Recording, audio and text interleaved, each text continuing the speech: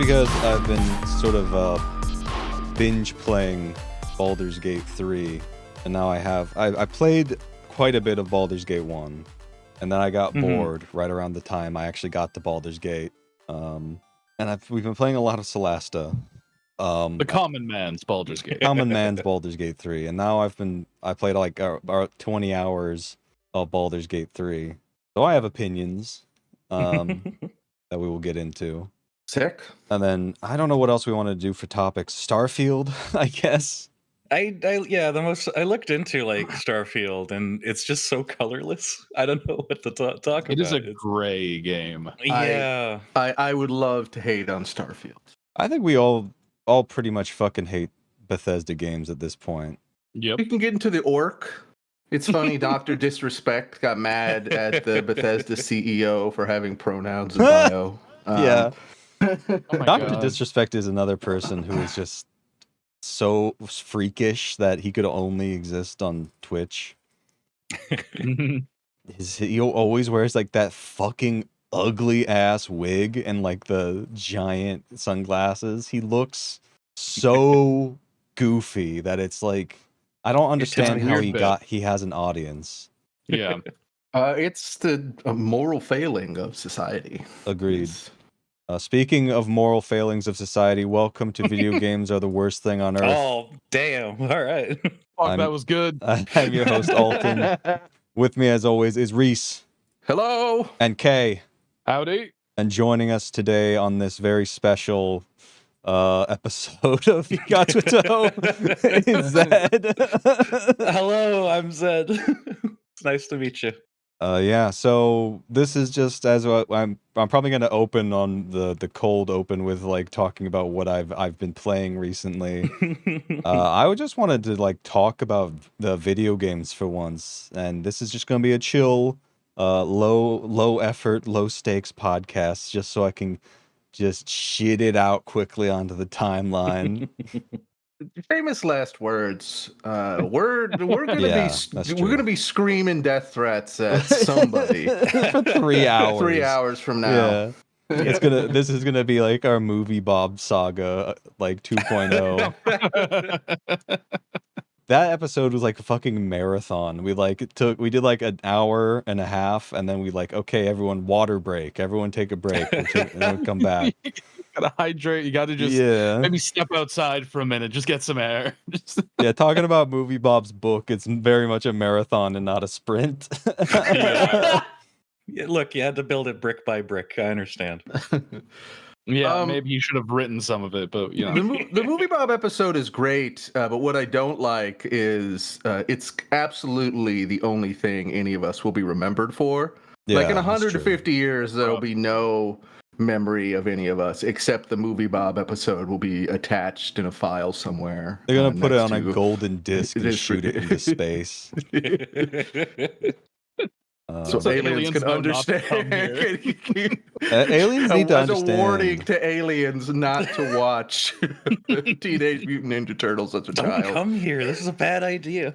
Anyway, the reason why I invited Zed on is because this is basically the Solasta crew right here. These are all the people on the V Got to a Toe server playing like just countless hours of Solasta. And I would say Solasta, we've talked about it before, and like Video Games Are Okay, maybe, our premium episodes, which you can get for $1 a month. And there's a new one that Reese just released, which is very good. So Solasta is like a really incredible group experience that it's like the fun of D&D without having to do any of the work. And so we've just been binging it whenever we've had a chance on the weekends. It's really got our hooks in us. The party saunters by Gorham and hears Gorham say, "Welcome to Gorham's Emporium." And we just sit there and fucking cackle like hyenas for 45 minutes. It's true. Yeah, people need to understand that this game is fucked up. Everything about it is so fucking funny, from the way the characters stand to the bizarre voice acting and writing. It's just constantly hilarious. just all It's great. the mistakes too that we see. Like some people are just sitting in the air and there's just nothing there. It's like, why are you sitting in the air? Cutscenes will start and like one of our characters is just standing sideways midair. Reese's character was doing that. And it just kept going for like the entirety of the fight. You were just running around sideways. Well, we were level 12, you know. That's true. Exactly. We got pretty powerful. We're like in the epic level campaign DLC that they released, which so far has been a lot of fun. They've changed things in that they have now like in-engine cutscenes that they didn't have before, where it's not just. I know, like we're traditionalists in that we think every cutscene should be our 4 characters standing in a straight line, facing one NPC. About ass level, yeah. Mm-hmm. Yeah. But I wanted to bring up Solasta just because I've been playing a couple of little indie games. I don't know if you've heard of them. They're pretty obscure. But Baldur's Gate 1 and 3. I've not heard of those, no. Yeah, I mean those are popular. Larian Studios is a little indie, dev. So I'm not surprised you haven't heard of them. I've only heard of Baldur's Gate 2. So this is a game about a homosexual who is bald, or what is? It can be, and that's the impressive thing. Hello. About Baldur's Gate 3, at least. I don't think you can be gay in Baldur's Gate 1. Oh, wokeness wasn't invented yet. Wokeness wasn't invented. However, Imoen, the very first NPC companion you get, who's like your, I'm not sure what to call her. She's like your sister via adoption. She's constantly saying, "Ha, you're a queer fellow." Would that be a stepsister? Yeah, so I guess we have to adjust the elephant in the room, and that me and Reese went on this pretty horrifying deep dive into like the Beamdog forums, Nice. because there's this Imoen romance mod for Baldur's Gate 2. Imoen gets stuck in the washing machine. Yeah. And so it's just like this entire, and this is really like a return to tradition type scenario where I'm just like trying to look up reviews of this mod, and then I stumble on the Beamdog forums, and it's just like this blast from the past, old school forums where these people are just going ape shit, like arguing with each other about the Imoen mod. It's really fantastic. I think you describe it best, Reese. Tell us about the guy who epically owns somebody. Okay, there's one guy who was very stupidly, just brazenly idiotic in saying like, well, you know, religion was founded in incest. Adam and Eve, question mark. So true. And the guy's response to it was essentially agree to disagree, which I think is a funny thing to respond to by saying, I've got them pulled up. Should we read them? Yes, we might as well. We're in the pits. Regale me with a story, Alton. All right, so No Lawyer says, in the most popular religion on the planet, the human population multiplied from 1 man and 1 woman. And then the hero of our story, Clumsy Dwarf, replies to that by saying, this has nothing to do with me or the topic. I do know mid-politics online, but I never get into religion. That is where this is headed. You have your view and I have mine, and I doubt that any of us is going to change. Mid-politics? What if I ask nicely for them to change? I don't know. That's what he says. I do know mid-politics online. Okay, well this is just a setup though. Yeah. Is the thing. Do you have the second post from Clumsy Dwarf? Oh yeah. You guys got to see this in person. Like, I don't want to be the only one to have my eyes sullied by this. So, this person is basically just like, oh no, yeah. This guy is basically just putting like his wife's family on blast, just being like, I need to win this argument online. And so here is my wife's like complicated medical history with fucking incest. And it just like you didn't have to fucking say that online, man. Jesus. The thing and that stands out, and then we have to move on. Is when Clumsy Dwarf says here, I have a personal, not moral issue with this. So he's pro Imoen romance. My God. Me and Reese were just like reading through this thread and just like getting blown away with like the number of people just being like, it's actually okay. Cause she's only your half sister. It's like, imagine if at the Vaush Middle School 10-year, a massive argument broke out about the first time the kids learn about incest there. Pretty dire, and we're gonna have to purify all involved, including ourselves. No, listen, this is so much better than Twitter. This is incredible.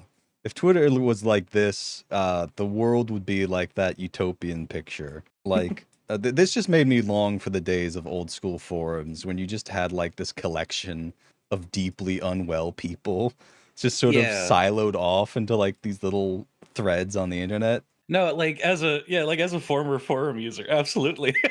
There's just this really cool sense of inner community that you don't get from Twitter, where everyone's watching you. Like all these people know each other, and they're still having the most insane arguments you've ever heard.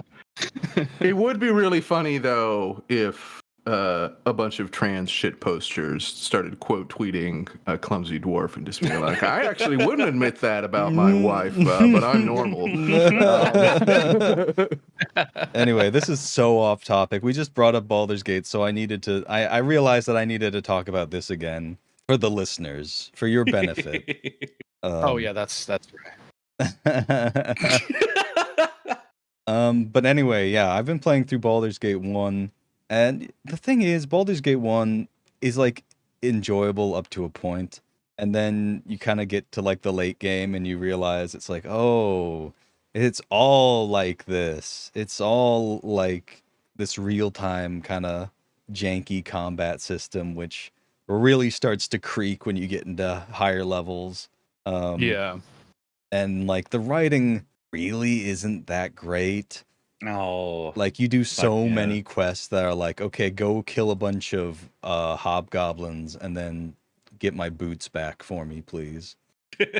And the quest is just sort of like, all the quests are kind of like that until like you get really late in the game. And then the main quest is like, okay, you know, and it was kind of nice to play Baldur's Gate 1 just because it gives me a little bit more of a grounding to talk about Baldur's Gate 3. And I wanted to talk about it just in comparison to like Solasta and Baldur's Gate 1. Okay. Here's the thing that like the impression that I got from Baldur's Gate 3 is like, oh man, this is a Larian ass game. You know what I mean? If anyone's played Divinity Original Sin 1 and 2, it doesn't feel like Solasta. It feels like Divinity Original Sin, which I guess is not that big of a surprise. Yeah. So no one's making like sexually inappropriate comments whenever anyone tries to like go under something at any point. Look, it just colors the dialogue. The thing about it is that it doesn't use a grid-based system like Solasta. And it also has the Larian Studios thing where like, a couple hours into the game, your inventory will be infinitely cluttered with junk that you don't know if it's important or not. Wonderful. I don't know if you guys remember playing Divinity Original Sin and just how much shit you pick up in those games. Because you're just like, is this quest important or not? I have no idea. So I better carry it around just in case. And I played with you, and I was just like, well, it looks like Alton's picking up the important stuff, so I'll leave my inventory clear. Yeah, I kind of become like a bit of a pack rat in these games. The thing I would say is that surprisingly, the combat is very similar. I guess it's not very much of a surprise considering how they're both using interpretations of the exact same 5e combat system. And in fact, I kind of think that the interface Solasta has going on is a little bit better, which I was kind of surprised by, but it could just be my familiarity with Solasta. Yeah, most I've seen of Baldur's Gate is just that dice rolling. Like, for whatever reason, the meme is just to zoom in on the dice rolling thing, and I haven't seen anything other than that. Or like when you engage combat or skill checks. Because like what Joel Haver has a whole video where it's just a guy going through life and it's all those skill checks. Yeah, there are a lot of skill checks. I think another key difference is that it's a lot more open than Solasta. So like in Solasta you have like these little zones that are basically set up like towns or dungeons that are like built for like a single or like a couple of quests, and then you travel on the overworld to get to them. But Baldur's Gate 3 is very much more so the Larian Studios things of wandering around the woods, looking for like little pockets of adventure. Right. So I think honestly, I think Solasta is kind of a more streamlined experience if you're looking for just like multiplayer co-op. Don't you want to get lost in the woods though? I'm just imagining just how fucked a party of the four of us would be in Baldur's Gate. Because like we have a hard enough time sticking together in Solasta where the maps are so much smaller. I've got the zoomies. Like we would just be spread across like the four corners of the earth, and then one of us would get in combat, and then there is actually one important advantage of the Larian Studio system, and that is characters who are like really far away are not engaged in combat, or if you're hiding, you don't engage in combat. So you could like get in combat and just be like, oh shit, guys, I need help. And then just wait as everyone slowly crawls back towards you. Oh yeah, that was a great thing. I played Divinity 2 with someone, and that happened, as you might be able to imagine, all the time. And it was such a good feature that I could just wait for them to show up. Yeah, I know of your ways, Kay. You're just sort of like I go forward, charging forward with the rest of the party. I mean, I believe in myself and my friends. Mm-hmm. Yeah. There's a tension at play between those who wish to charge and those who wish to snorkel through every bush and goblin sack. Oh my god, there's so many goblin sacks in this, Reese. There's so many like Oh this is one thing I actually I'm not sure if I should give a point to Solasta here or to Baldur's Gate 3 because there's so much more clutter in Baldur's Gate 3. There's like fucking containers everywhere, and most of them will have nothing, but then occasionally like one of them will have something actually pretty good in it. And I assume like most of those containers are like randomly filled or whatever. But if you hold down alt, it'll show you like the main important ones if you don't want to like snuffle through every single shelf like I usually do. Because I feel compelled to. I do. Like if you give me something to open and it's like you haven't opened this yet on like the little cursor prompt, I will open it and I will snorkel through it, even if I know that it's like 90% chance it's going to be nothing. Did BioShock not teach you not all trash bags have gold, I guess? I don't know. I don't give a shit about looting. I'll pick up like the money, and then it's like I don't know. Oh, an apple. I don't know, Kay. You might get in trouble for that in this game. You should at least loot the important containers. If they look important enough, I'll have a little look. If it's a chest, I'll look at it. Okay. But if it's like a miscellaneous shelf or something, I'm like, I don't need what's on there.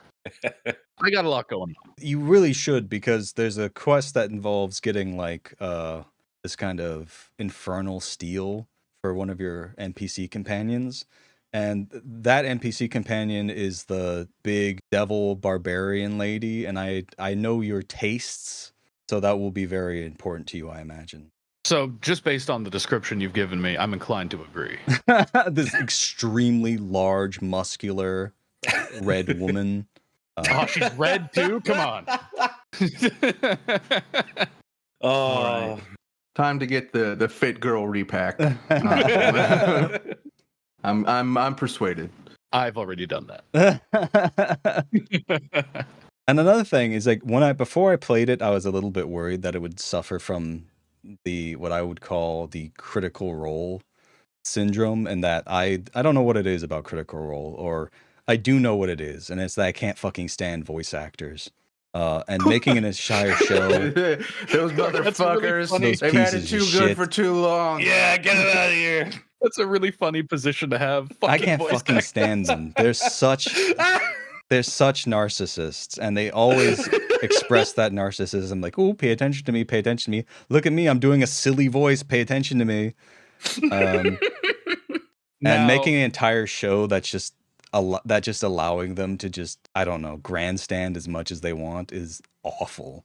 You've been known to do a silly voice from time to constant. Yeah. Listen, it is I self-acknowledged as a hatred of something I see in myself, and that's why I hate it so much more. Those are always the worst ones. Exactly. Like, if you do something that I recognize in myself as like a personal flaw, I will hate you 10 times more than if it's a flaw that I don't have. This is making a lot of sense, because you could have very, very easily said, I don't like the theater kid energy. And everybody would have agreed. They would have been nodding all around. But it's clear this is a deep-seated emotional response to voice acting the profession. We're going to get into this on the premium. The premium Alton therapy episode, where I try to outsmart my therapist with a childhood therapy book I borrow from Bob Chipman. And those outsmarted therapists, it's us. Yeah. Anyway, but it doesn't have that issue. Like, I was a little bit worried about it just because one of the characters is like a rogue who's like a vampire thrall, or ex-vampire thrall, I should say. And he's kind of over the top, and he's very camp. And I was a little bit worried just from seeing snippets of his character that I would, I would get that same critical role vibe that I hate. But I really don't. I think his name is Astarion. I really should know this. I've played the game for 20 hours. Yes, Astarion is. I had to Google it just to make sure. That fucker. He's actually a lot more likable than I actually expected. I expected that I was like, yeah, so first hour of the game, I'm probably just gonna kill him. Because I have a track record of killing NPC companions who I don't like. Like, I did that with most of the Beamdog characters in Baldur's Gate 1. I just sort of like, I put like a curse. What is that fucker's name? Her name has escaped me. The way you make it sound is it's a little less direct than just, immediately attacking NPCs you don't like.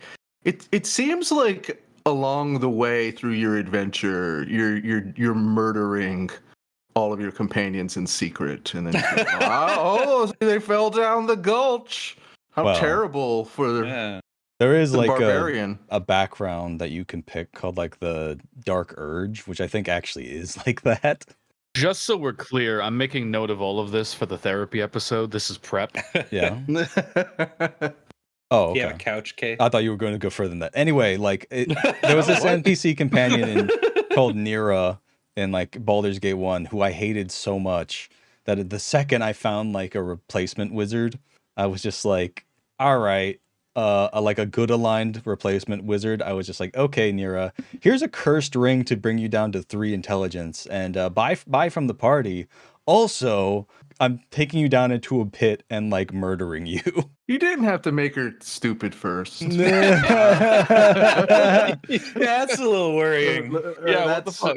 Well, I just had the cursed ring and I needed to get rid of it anyway. I had to get rid of it. So I was just like, and I didn't like her, so that was justified. Those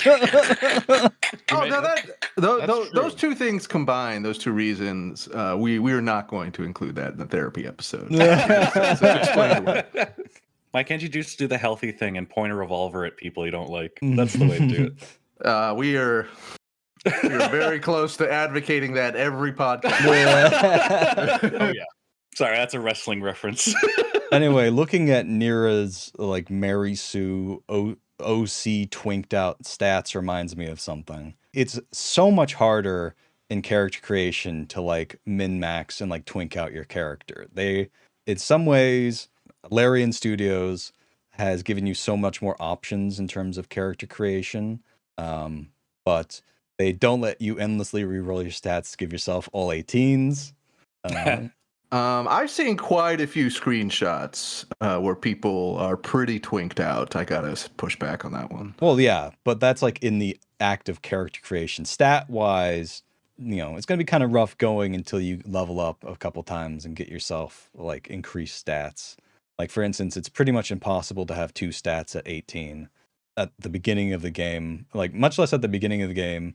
Even like at level 4 when you can increase your stats, it's pretty much impossible to have 2 stats at 18. Like the best you can hope for is like 18 and 16. And so simultaneously, it's easier to min-max your character and also a lot harder. And that's just something that's interesting about the character creation. The other thing that I think Solasta actually does kind of better than Baldur's Gate 3 is that a lot of times Solasta will have like a little thing on when you level up or looking at the class that you pick saying like at later levels and explains what benefits you get later on.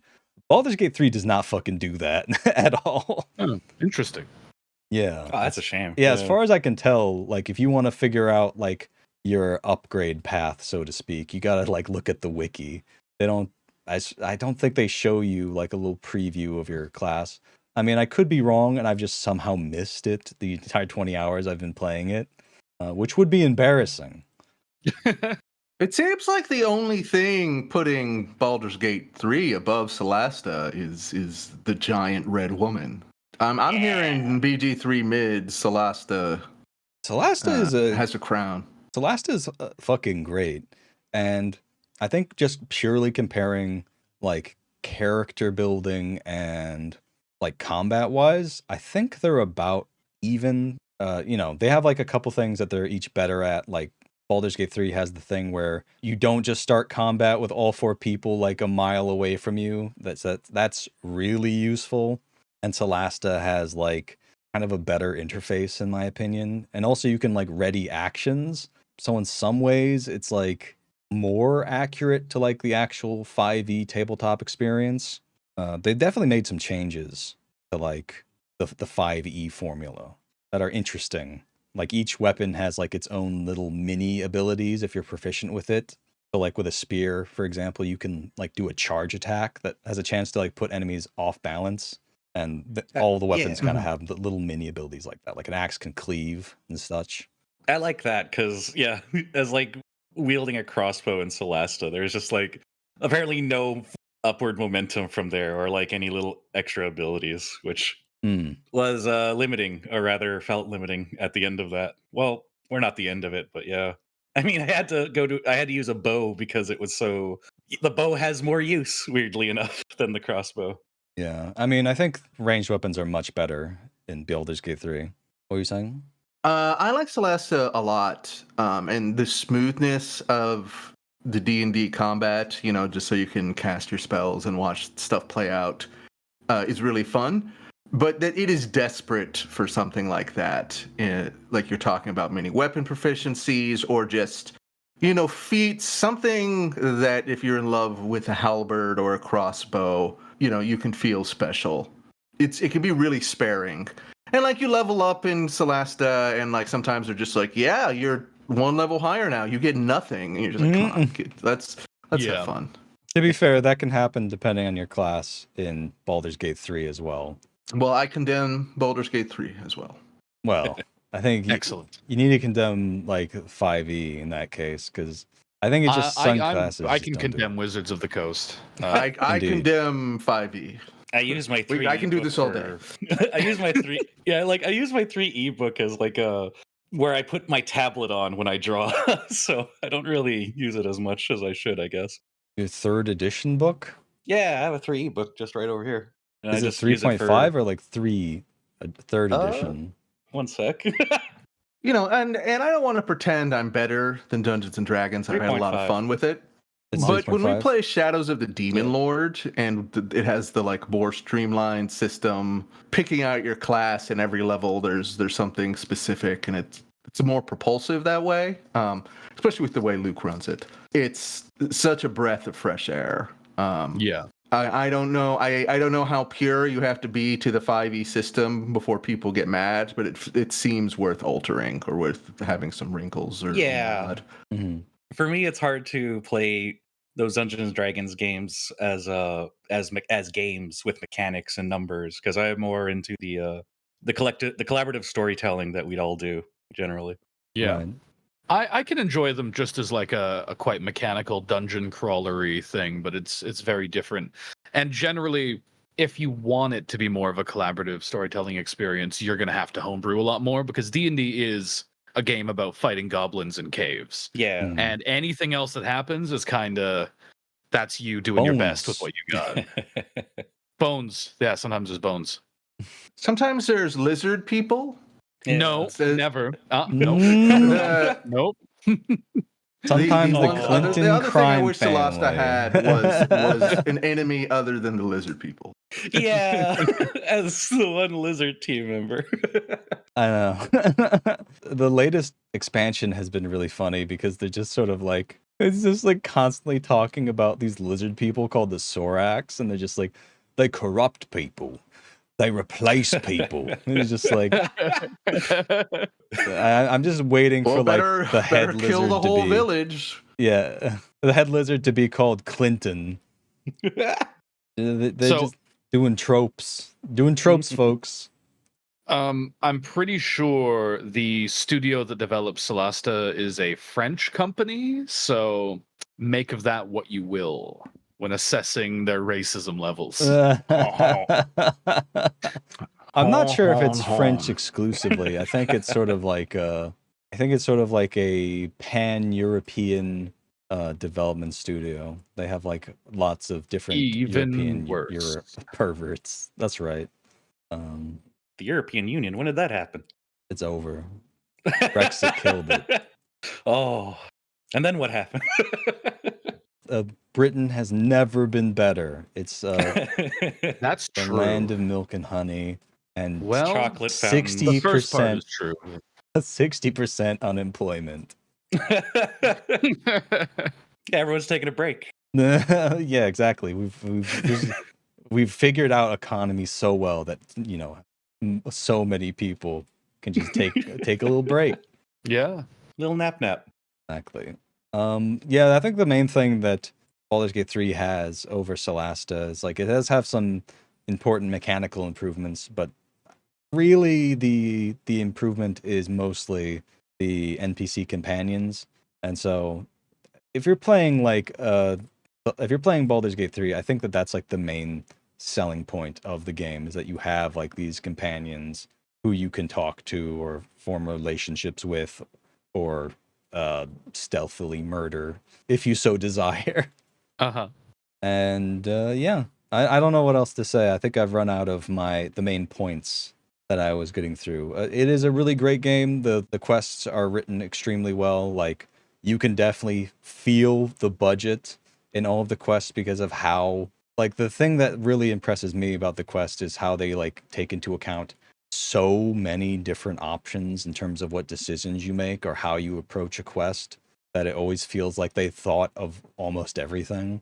Where Solasta is sort of a lot more of a linear narrative experience, I would say, unless your fucking dipshit friends want to murder every NPC in an expansion.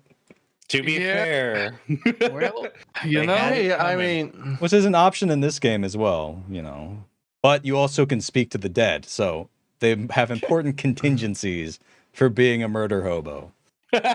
listen, it's like a Telltale game, Choices have consequences, and sometimes you choose to kill them all. listen, the game gave us an opportunity to frame a guy, and it worked really well, and we had to wipe out a faction, and, no biggie. Listen, it's if a game offers me, they're just like, "Do you want to frame this guy? You don't know him. We're gonna frame him." I'm pushing yes. You want to lie and say that this person betrayed the group to like the Dominion, even though he's like an ally? Sure. Why did they put that in the game? I don't know. It just it is extremely funny. I will say that like as good as the writing is in Baldur's Gate 3, I don't think any of it has made me laugh as hard as Solasta, which I don't know if that's a compliment. That's kind of a backhanded compliment to Solasta. It is. The writing in Solasta is fucking horrible, and I love it. It's so Yeah. cheesy. It's perfect. Yeah, like as long as you get a positive emotional response, right? Like that's the important bit.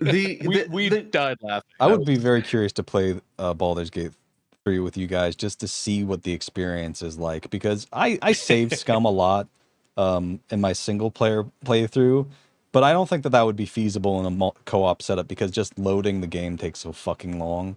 Yeah, so I imagine we would be like a to, fucking wrecking ball just going through Faerun, just ruining people's lives, failing checks left and right, and just murdering as many people as possible Fire to compensate to the countryside, cows slaughtered. Mm-hmm. They're gonna call us the 4 dick girls of the apocalypse. Yeah. I'm in. Yeah, so that's something to look forward to. I do think Solasta is remarkable in the sense that there's a lot of below average creative decisions and polish in the game, but I have had like it's always fun to game with the pals, right? Mhm. But it does have that sense of having a real good TTRPG sesh where we all have our little characters, and just the chaotic way Solasta represents the different characters is just like we're all kind of like weird, nasty, dumb people, and just like different awful roles exchanging depending who the game decides in that moment.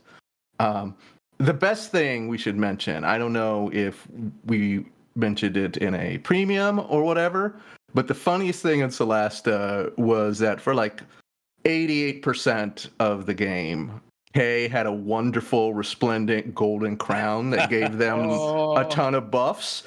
And then they just take it away. And if they take it away. And if they had given us any option at any point to lay waste to that valley to get Kay's crown back, we would have done it. We were so invested. It just sits on a pedestal. It's like, oh, it's got no power now. It's got no use. As soon as Kay's character, Dog Puncher, by the way, that's the name of the character, lost the crown, we were just like, oh, you're bald. Like, really bald. And we just somehow forgot. Was so bald. Forgot how fucking bald Dog Puncher was the entire game. After the glorious crown, it was hard to watch Dog Puncher be diminished like that. You could do nothing but weep. It's a tragedy, and I think we like a normal guy. It took us like 7 or 8 sessions, but we're finally getting used to Dog Puncher's staggering baldness. Well, you are. We're starting to get used to it. We're probably going to get back into it after this recording, actually. This is supposed to be just a quick episode before we do one of our marathon Solasta playthroughs. Hell yeah. So are we ready to move on to like our, I would say, second and last topic of the day, just to really quickly blitz the pronouns orc, as I've been referring to him. The one question I had is, does Baldur's Gate have custom campaigns the same way as Solasta does? Don't think so. I know in Divinity Original Sin 2, they had like a DM system. So you could theoretically run like a tabletop campaign through the in-game engine. Shame not to put it in this. It makes sense that they don't have it in this yet. It may be something that they will add in the future, but the base campaign represents like such a colossal amount of work. I remember another thing I wanted to bring up in that like there's been at least like 10 NPCs so far who I've done like a little quest for them, and they're like, whoa, thank you so much. I can't wait to see you in Baldur's Gate. Come and see me at Baldur's Gate. Like Baldur's Gate. It just like it's kind of obnoxious the amount of like how many NPCs I've just like talked to and like, yeah, come see me at the Elf Song Tavern in Baldur's Gate. Just like Baldur's Gate 3. I'm gonna see a Baldur's Gate 3 by Larian. They're really doing a lot to try and justify like the name, the title. Like in Baldur's Gate 1, Baldur's Gate just sort of comes up like right at the end of the campaign. It's, you know, that's sort of like where the company that's been doing all the nefarious shit is centered. But like you mostly go to like other places like Baragost and Nashkel to like look into the mines, and that's like what everyone's talking about to begin with.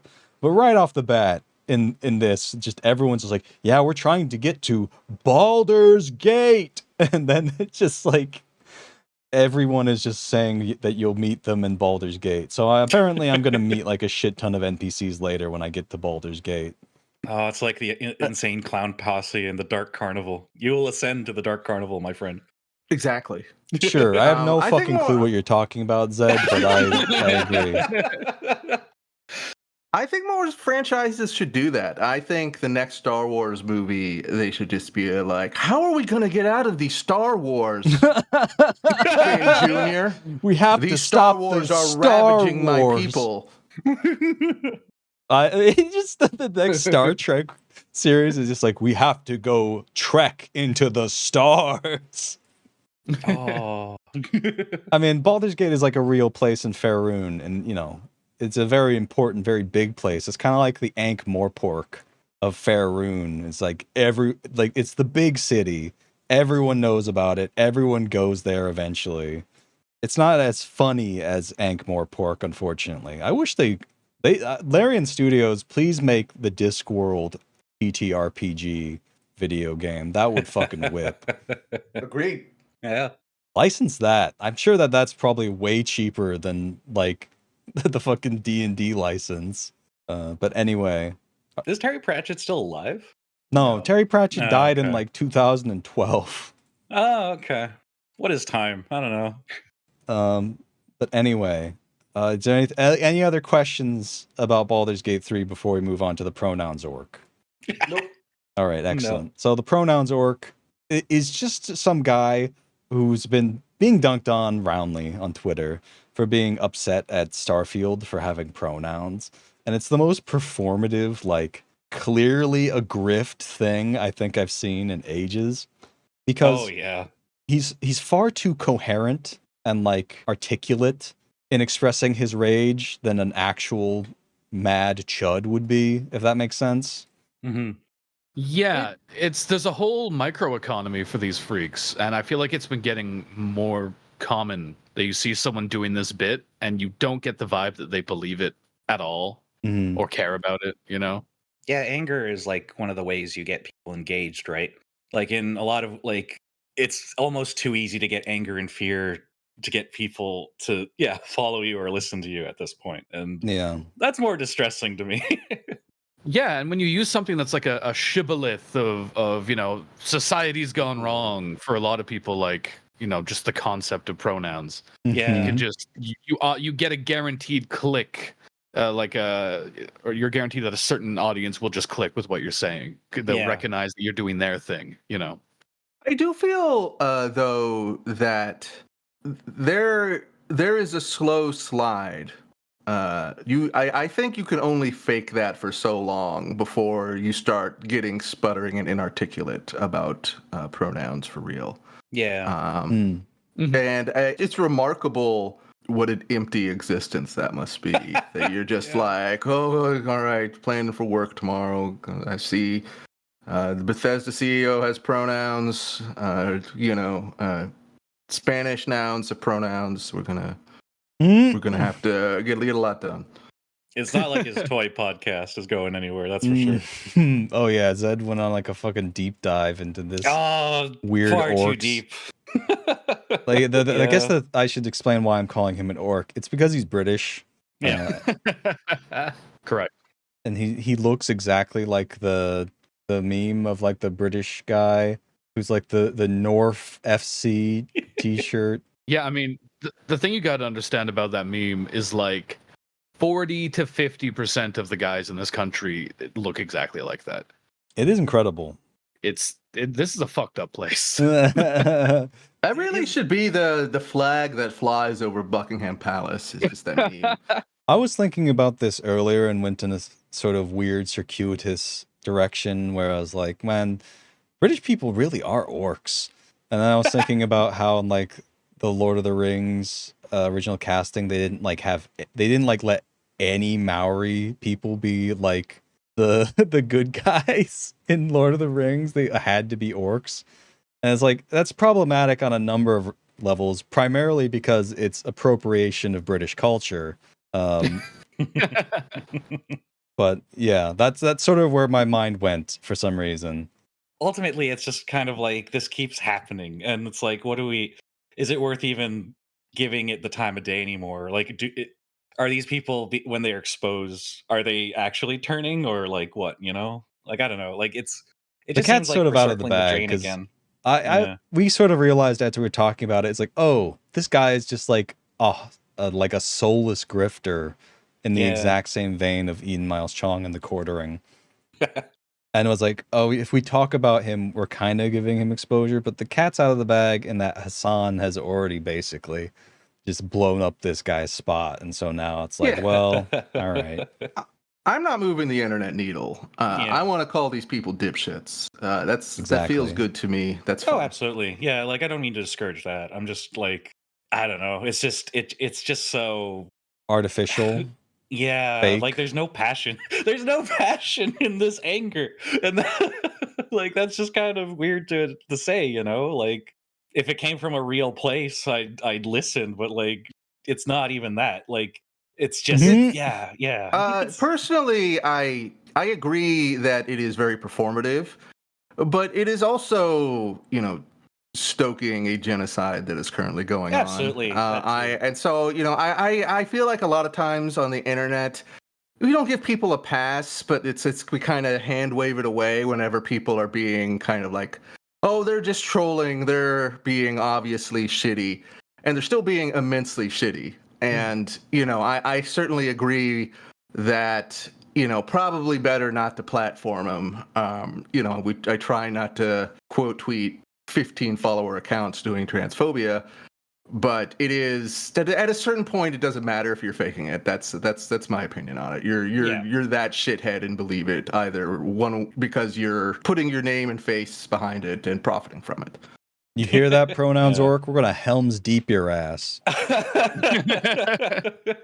I think it's worse. I'm gonna skate down some stairs on a metal shield and shoot you in the head 5 times with a bow and arrow, like Legolas. Those Transformers toys he has all locked up. Like he just like, my god. What were you saying, Kay? What were you saying, Kay? I was gonna say I think it's worse if you don't believe it. I think there's something at least recognizably human about like just like believing something fucking terrible and pushing for it, but there's something so like deeply alienating about performing as someone who does that because you think it'll get you attention and or money. I don't know. I would rather these people believe it. It's less bleak to me than than the reality where a lot of it is just like I'm just gonna go through the motions of doing it and not even care that much. Like there's no way. Ben Shapiro believes a lot of rancid shit, but there's no way he actually cares about like half the stuff he does content about. Like he doesn't care about the Barbie movie. He's like a 40-year-old boy, but it's this like I have to make this a big thing for money. Basically, it's just it's so bleak. 40-year-old boy is an excellent description of Ben Shapiro. This little elfin reactionary dipshit. He's just like standing like next to the Barbie poster wearing exactly what like Ken wears in the fucking half the movie. Just being like this is so woke, and he's just like, yeah man, we know you're a failed screenwriter, come on. That's the thing, is that like a lot of these people would be doing something else if they've had like the chops too. Like the pronouns orc, I definitely see him. He's like if he didn't look like a pronoun orc, he would probably be like an actor or something, because he's really selling it. You know what I mean? He's like, I can see like the effort he's putting into making this like a dramatic display. Okay, so you say dramatic display, and I need to talk. So he does. I watched his Lego video, and there is a real meticulous, like his planning and layout of it. It's like the it's fact scary. that he has like a Lego video is just such a 1,000 pounds. sad indictment of this person and it's their the soul. saddest display you'd ever see. It's so clean and organized, and there's police there, and you're like, is this your utopia, my buddy, that you have trapped in this glass? It's Oof. amazingly, yeah, I don't That's know. grim. I mean, I'm reading too deep into it, absolutely. But like, I was just trying to figure out, what do you even like? Because like, it was so hollow. He's such a hollow person, and it's like, I mean, nothing. Certainly not Exactly. himself. no. It's like you see the very common sort of behavior among police, where they are very clearly undergoing some psychological distress because they kind of know that everybody hates them, and you know that they do awful fucked up shit. My favorite example is the policewoman who thought the McDonald's drive-thru was doing anti-police Antifa action, and just because she had a panic attack in the drive-thru. And that's what these people are like, is that they can barely fucking operate moment to moment without like the weight of their crimes like crumbling in on them, or they have just successfully anesthetized, I don't know if I pronounced that correctly, their soul. So, you know, they're just waiting for death. Anesthetize? Anesthetize. I think you can get away with either, to be honest. But I think that getting anesthetized was good too. That's like Anita Sarkeesian. Oh shit! Get like, they just see feminist frequency once and they're just like, this shall be my life from now on. Head just explodes. It is very transparent that they're just repeating these things. And I guess one of the things that I'm starting to get like worn out and burnt out from like the podcast is just paying attention to like video game controversies. You eventually realize it's just the same ones repeated over and over again. It's just like, there's a black person in a video game, or like there's a gay people in a video game, or there's a trans person in a video game. It's just like, it's just this performative outrage that never changes. And it's like 90% of people, they don't give a shit. Like, you know, for better or worse, they don't care either way. They just care if it's a good game or not. And then on the one hand, that's comforting, but on the other hand, it's just sort of like, it's not exactly saying positive things about the majority of people either. Like apathy. And really, these freaks that we discuss and dunk are just like this tiny minority of like the overall gaming populace, who are just outsizedly discussed and like visible because of how loud and obnoxious they are, but nobody gives a shit about them. Well, let's you know, maybe too, I think the pronouns orc is funny, but I agree, sort of like the controversy is maybe too big of a pop. Like, the reality about the Bethesda situation is that this controversy is cloaking, is that Bethesda very recently absolutely abused and fired a trans person that was working for them, and blackmailed her healthcare, I believe, was the story. And so it's just like, okay, this is very surface level. You know, I think that my one main feeling is that, you know, I think people try to hand wave it away, saying like it's rage bait or whatever, and it's just like, yeah, it's just as shitty. But the reality is that, you know, the product itself, everything involved is bigoted. Yeah, like it's a larger machine that's really frustrating to grapple with mentally. Like, it's all of this is kind of made to make these people have their platforms and be boosted and inspired, and that's kind of the more distressing, or not more distressing, but that is kind of distressing to consider, that like, even though we call them out and get angry at them, they're still falling in line with the capitalist machine, you know, that wants them to do this. Yeah, it's really a systemic issue, and I think the problem is that most Like the majority of people, and probably to some extent us, everyone struggles with like comprehending systemic issues because they're so big and so complicated that so much easier just be like, the reason why video games are bad nowadays, it's wokeness, folks. Wokeness. The woke boogeyman has gone in to the video game and made it worse because that's wokeness or something. I don't know. They made Fallout 4 in space woke. Oh God. Whoa. Honestly, I think a big part of this is that we culturally are not really invited to engage critically while consuming. These are really categorized as two different things. You watch or read something for strictly academic purposes, or you're doing it as totally neutral consumption, and anyone trying to like bring in outside ideas, it's being annoying and getting in the way of your escapism. And I think that is really a strong feeling amongst the gamers, lowercase g. I'm not trying to get us in trouble. And that's why, to me, this is just an evolution of the more kind of Gamergate era thing, when instead of saying something was woke, they were just saying, like, you're bringing politics into video games, right? Yeah. They mean the same thing, which is that they're being asked to think about something that they either don't want to or don't know how to think about. And it pisses them off because they think that video games are just like a slurry where they fuck dragons, I think is what happens in Baldur's Gate. I'm not clear on that. That is a significant component of Baldur's Gate. I won't lie. You do at least 5 dragons so far in the 20 hours I've been playing. God, video games are so good now. I changed my mind. It's important. It's important in video games. Like every 2 hours, like one dragon to fuck is the thing. That's my expectation at this point. And otherwise, you're not getting your money's worth, and you should send death threats to the developers. Absolutely. Frankly, modders are the only reason Todd Howard is still alive. Exactly. On that one. You know, like that that yellow paint that like is supposed to draw your attention. If it's a dragon trying to seduce me, I'd pay more attention. Exactly. It's like a big arrow all over the dragon. There's like big arrows all over the dragon pointing towards the hole. Oh, look. You're like, that's what this dragon's here for. We know what you hogs want. Come get your slop. My paint fetishes are my own. You imagine the dragon is going to be bottoming. That's interesting. No, I mean, it's a back and forth, isn't it?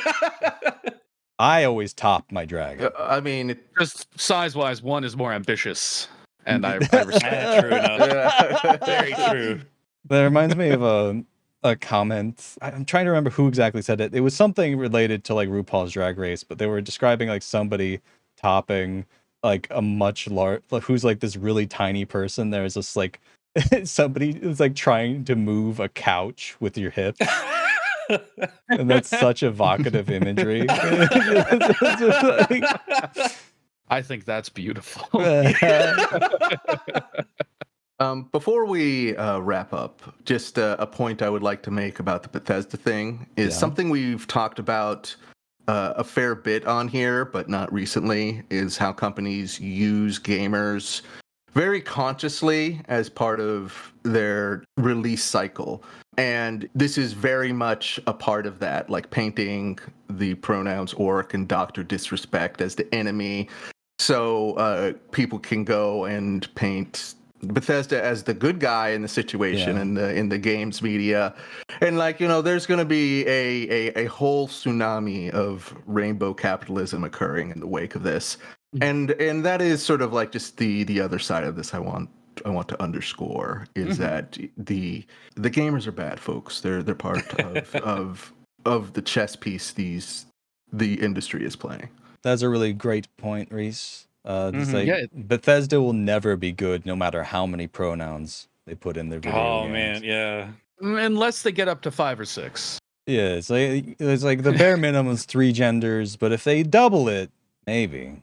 Yeah, 3, or as we call it, the Joe Biden quotient. Yeah. There needs to be 5 to 10 neo-pronouns. No he, him, no they, them. And and every character is a fuckable dragon. It is. This is sounding like. Listen, Sony, if you're looking for your Spyro reboot, we got you covered. I just want freaky faced Hunter back if we're remaking Spyro. I played Spyro like for 20 minutes as a child, so I don't know. Oh. Didn't they remake Spyro? Yeah, They didn't remake Spyro, but like Spyro the reboot will be about fucking and sucking your way through every dragon in the game. There is a female dragon. She's called Cinder. They don't fucking suck in the reboot. Oh, They don't. That's why I got it. Art is dead. I think Spyro takes a picture of his taint and sends it to someone in the Skylanders TV show, if I'm right. I don't think that's true. I don't think that's true, Zed. I don't think Spyro sends like cloaca pics in a children's TV show. You don't think so? There is an image, and I feel like I may have Mandela affected myself. Website, did you see this image on Zed? What kind of fucking Mandela effect is like? There's an episode of the Spyro TV show where he shows Hull. It's real. Yeah. Zed, you were the first guest on the podcast where any of the hosts went source. I'm so used to Zed just fucking doing this shit when we're playing Solasta. It's like, yeah, I'm ready to check anything Zed says. What listeners need to understand is that Zed is Canadian and therefore not to be. I am not Canadian, my friend. I was here first, and they moved in. Oh, that's damn. fair. And yet, still, unfortunately, it's a geographical untrustworthiness. You are physically there. So sorry, buddy. You eat enough Tim Hortons, and it gets in your system. Absolutely. It's the Timmy's radiation. They'll get you, man. Once I watched Reboot, it was never the same. There's actually an episode of Reboot where whatever the fuck that main character's name is takes a picture of his taint and shows it off to everyone. Yeah, Frisket. And unlike Zed's thing, this one's real. Trust me. No, yeah. I saw it. I worked there. Yeah, Zed actually animated that scene. I sent you the screenshots. Anyway, we've sort of run out of time for what should be a short episode, so we're gonna wrap things up. Zed, where can people find you online? I'm just gonna assume people look at the description for us. You know. All right, Zed. Yeah, you can find me at Zombaholic on Twitter, co-host, and I believe Blue Sky now. Autonomous Zed on Twitter. Autonomous Zed on Tumblr. And you can find me on YouTube under the name Zeddy's Roundup. I recently put an animation out there, so give it a look. You guys get shouted out in that animation, actually. Do we? I was not informed of this. You gotta plug your stuff in the Discord. I did. It's there. Yeah. To be fair, I don't look at it a lot. No, sorry. Look, I made that animation in 3 days. It's not good. But all right, if you want to see Zed's not good animation, his own words, go to that YouTube channel. All right, bye, everyone. Yeah, bye. I'm gonna take a picture of my taint in Solasta.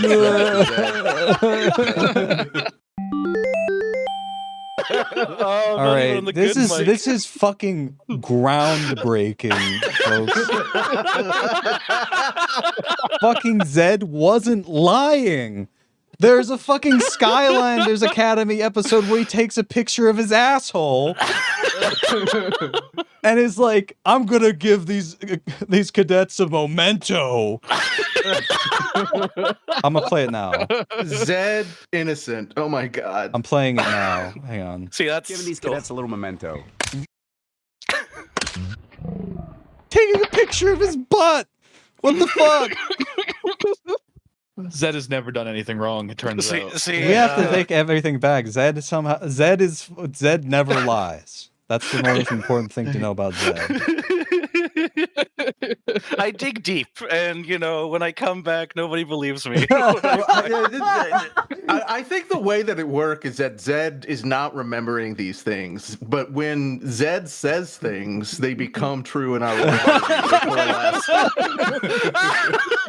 I like this. I like this a lot. Fuck me. I can't believe that. I did not believe you. I 100% thought you were making this up. Like, I thought you were misremembering something, but no, he's literally just taking a picture of his own ass. Yeah. Like, what the fuck? There's no way, right? And yet here we are. We gotta post this on the Beamdog forums. I think this is an Activision property as well, so take that as you will. Bobby Kotick endorses this sexual harassment in Spyro. I crave your eruption and I wanted to fly. When I back that treasure up on you, I fucked the dragon.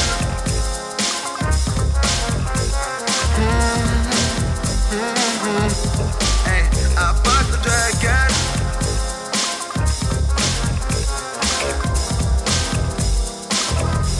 Look, in a deep freeze, watching big screens.